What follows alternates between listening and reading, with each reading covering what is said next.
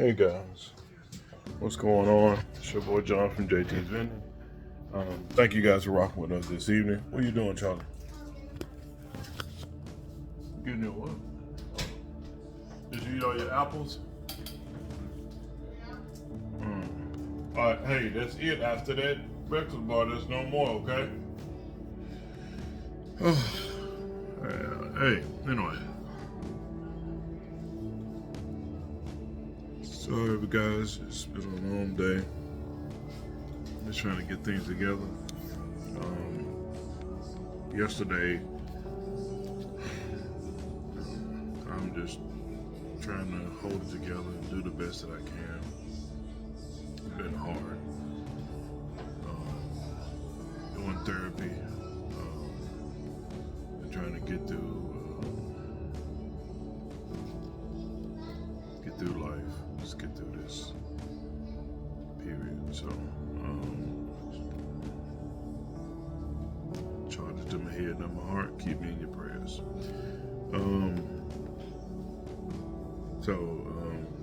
This is our day of devotional time.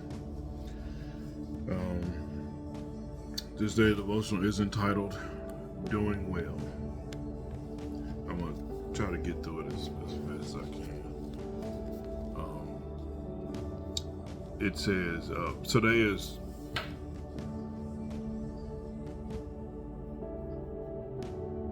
Thursday, January 8th. Today is Thursday, January 8th, 2026.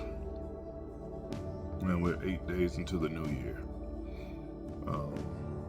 This day of devotion is entitled Doing Well. If you fulfill the royal law according to the scripture, you shall love your neighbor as yourself. You do well. James chapter 2, verse 8. Sometimes we wonder if we are doing enough for God. We think about Jesus' commandments and teachings and wonder if we're living Christ-like lives. A rich young ruler once came to Jesus and asked him what he must do to be saved. Jesus' answer reflected the idea he always taught. There's nothing anyone can do to earn his or her way into heaven. After all, God certainly isn't impressed by our works. Instead, our walk with Jesus is about a real relationship. Hold on. Instead, our walk with Jesus is about a real relationship. It is about loving Him and loving ourselves as loving others as ourselves. Isn't it wonderful that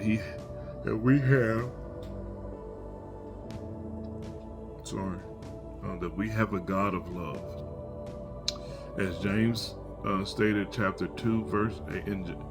As James chapter 2, verse 8 teaches, we are living as we should if we obey God's law to love one another.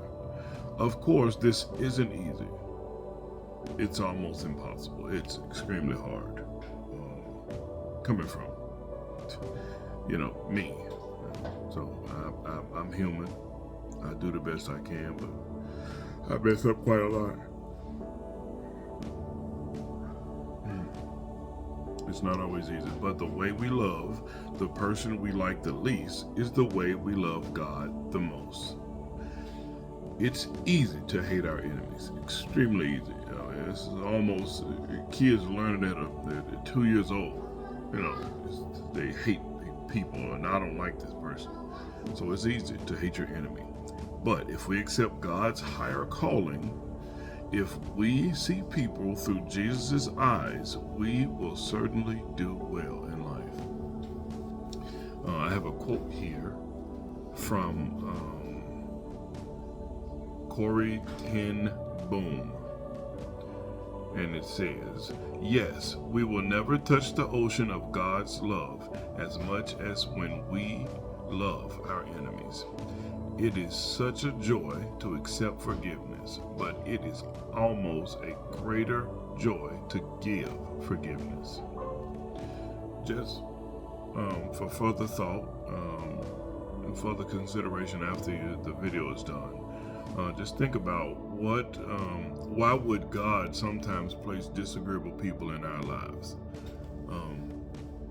I can only speak for myself, and understanding that He puts difficult people in our path, managers, supervisors, employees, co-workers, family. He puts difficult people in our path so that we can draw closer to Him by learning how to handle people in a Christ-like way. So, it's hard. You have to cut people off. You have to cut family off. You have to cut these people off, and a lot of people hate that. They talk about, I got to cut these people off, I got to stop this, but nobody ever talks about you're the toxic one that needs to be cut out. And when someone cuts you out, including family, you're in your feelings and upset. So I believe God sometimes places disagreeable people in our lives to help us draw near to Him.